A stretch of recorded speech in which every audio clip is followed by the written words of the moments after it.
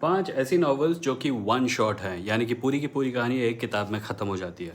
आमतौर पर लोगों को साइंस फ़िक्शन के बारे में जब मैं इंट्रोड्यूस कर रहा होता हूँ, तो सबसे बड़ी प्रॉब्लम जो आती है वो ये है कि ज़्यादातर साइंस फ़िक्शन नॉवेल्स या फैंटेसी नॉवेल्स भी एक सीरीज़ का हिस्सा होती हैं। एक किताब मिलती है और फिर पता चलता है वो एक सीरीज़ का 15वां पार्ट है, या एक किताब मिलती है जिसका पहला पार्ट है और फिर दूसरा पार्ट, तीसरा पार्ट ढूँढते-ढूँढते बैंड बज जाता है।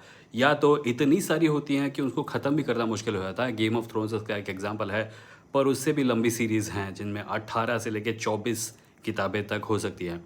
तो मैंने सोचा आप लोगों को 5 ऐसी किताबें रेकमेंड करूँ जो कि वन शॉट हैं, यानी कि पूरी की पूरी कहानी एक ही किताब में है, शुरू से आखिर तक। पहली किताब एक क्लासिक है, आर्थर सी क्लार्क की चाइल्डहुड्स एंड, जिसमें एलियंस पृथ्वी पर आते हैं और इंस्टेंटली अपनी पावर का इस्तेमाल करके पृथ्वी पे सारी प्रॉब्लम सॉल्व कर देते हैं। युद्ध ख़त्म हो जाते हैं, दुख ख़त्म हो जाते हैं, बीमारियाँ ख़त्म हो जाती है, गरीबी दूर हो जाती है और फिर पता चलता है उनका असली इंटेंशन क्या था। दूसरी किताब भी एक क्लासिक है, यह है end of eternity by Isaac Asimov, जिसमें अगर आपने लोकी सीरीज़ देखी है मार्वल वाली, जिसमें एक एजेंसी है जो कि समय के बाहर है पर समय में होने वाले इवेंट्स पर कंट्रोल एक्सर्ट करती है, उसी प्रकार की एक एजेंसी की एक कहानी है और काफ़ी माइंड बेंडिंग है। तीसरी किताब है एल्डर रेस बाय एड्रियन चाइकोव्स्की। ये कहानी है एक ऐसी दुनिया की जहाँ पे काफ़ी समय पहले इंसान जाकर बसे थे और अब इतना समय बीत चुका है कि वो भूल चुके हैं कि वो पृथ्वी से आए थे, और उनकी जो सोसाइटी है वो एक मिडीवल युग के सोसाइटी जैसी हो गई है, और उनमें से एक है जिसे याद है कि वो इंसान है क्योंकि वो युगों युगों से सोया हुआ था।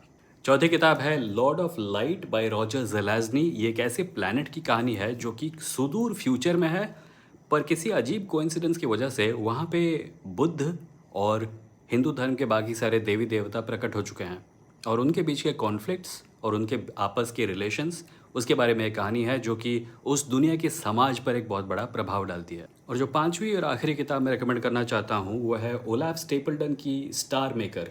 ये कहानी है एक ऐसे इंसान की जिसकी कॉन्शियसनेस एक दिन अचानक किसी कारण से एक्सपैंड होकर पूरे यूनिवर्स को देख पाती है।